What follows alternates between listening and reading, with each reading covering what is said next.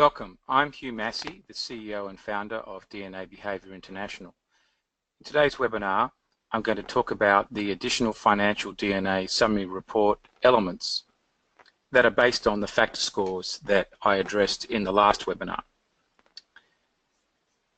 These elements are designed to help you better apply the natural behaviour insights without having to be a psychologist. So it's intended to make understanding the reports and a person's behaviour more practical.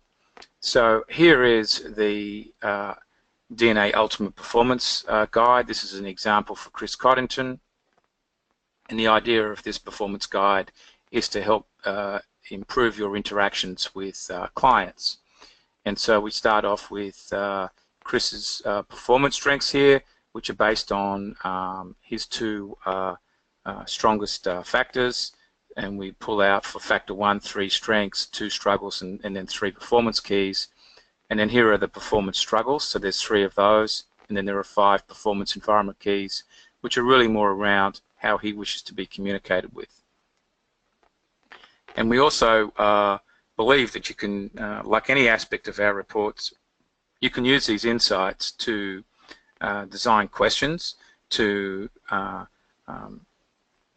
help facilitate the person. So you could ask them a question, tell me about a big challenge that you've undertaken recently, or a goal that you're pursuing right now. See, so you can turn every phrase here into a question that will actually appeal to them, because this is about them and it's in their language. Or a question I've often asked the more goal-setting people like Chris historically is, what would you sacrifice for a balanced life? And that type of question can invoke quite a response and will really actually cut to the chase on who they are. And then remember, when you're interacting with them, to look at the performance environment keys. Someone like Chris, who is actually an initiator, will always want the big picture. He wants to be presented with action plans, be kept informed of progress all the time. This is a person who wants action, and they want logic, and at the end of the day, they will want some analysis once they're bought into the big picture. So every person in their reports will get a table like this with different phrases depending on what their 2 strongest factors are. Then here is our quality life behavioral attitudes table.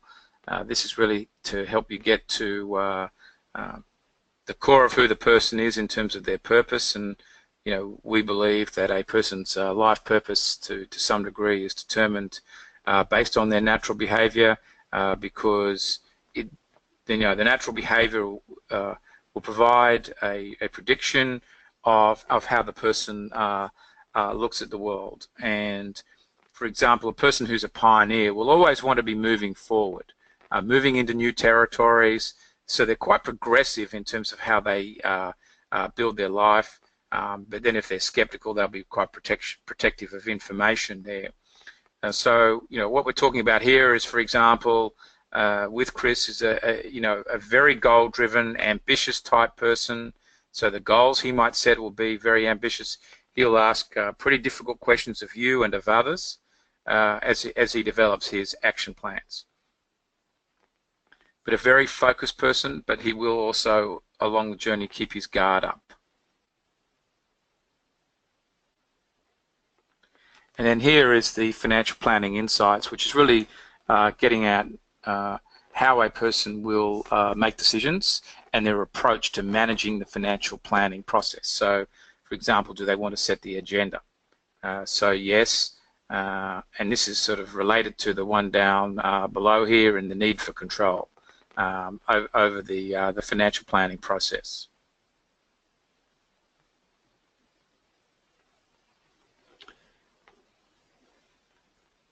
And what we've done here is we've condensed the scores. So these insights here are made up of combinations of the factor scores. So there are several factors going into this one here, and for example, Chris is measuring measuring at 96% of the population, meaning he wants to set the agenda for the planning process more than 96% of the population. So that's a high score. And with that comes that he's not as relational. So he's only more relational than 1% of the population, or put another way, 99% of the population is more relational than him. And we've highlighted 3 key areas in here in the different colors, but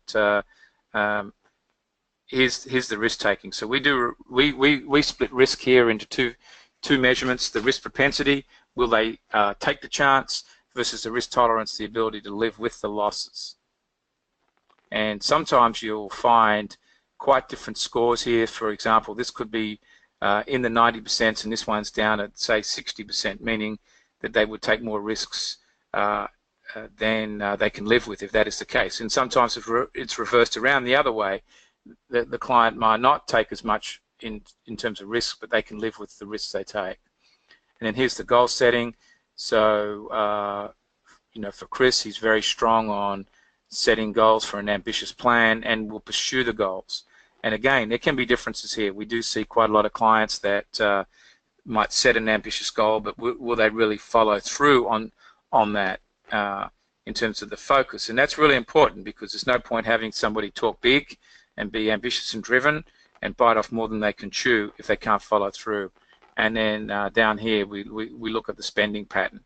And, I believe that understanding how someone will spend money and how free they are with the checkbook is important, because the more that gets spent, then the more risk is put on the rest of the planning, and particularly the portfolio, to get results to sustain their life and build a retirement plan in the future.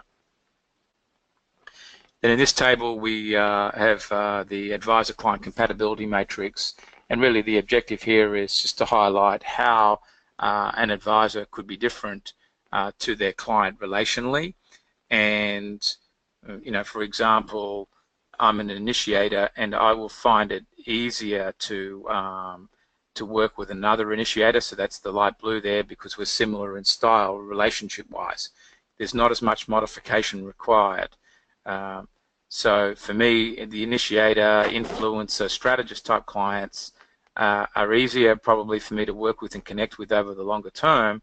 And if I'm going to work well with, say, a relationship builder or a community builder here, who are the dark blue, I'll have to do more work there and concentrate a lot more on how I adapt my communication and my approach to them to soften it up, lighten it up, to make them feel comfortable.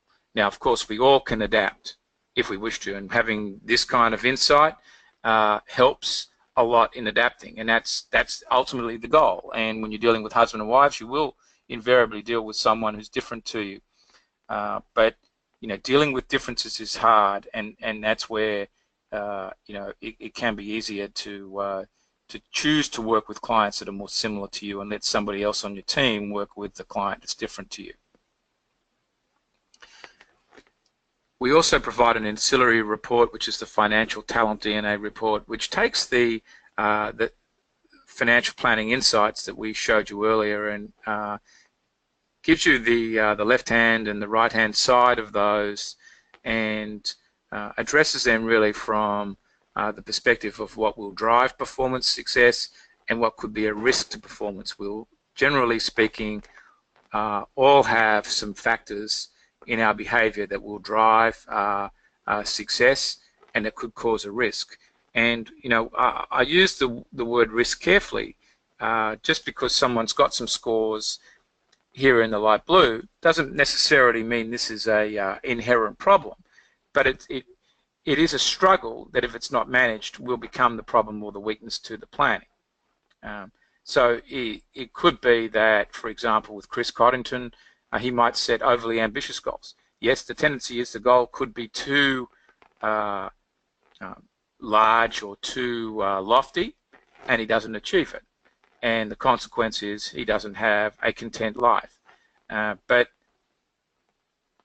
this doesn't mean he will do it. But the point here is to make him conscious. And then again, as the facilitator, being you as the advisor, you should be asking people questions based on the success factors, and then see what the answers are in relation to the performance risks here. and even ask questions here as well. So what we found is a lot of advisors use this report as a meeting tool to prompt them to ask questions about the stronger scores, both on the performance success side and the performance risks side. In the next webinar, we're going to talk more about the risk profile and how you identify that using financial DNA.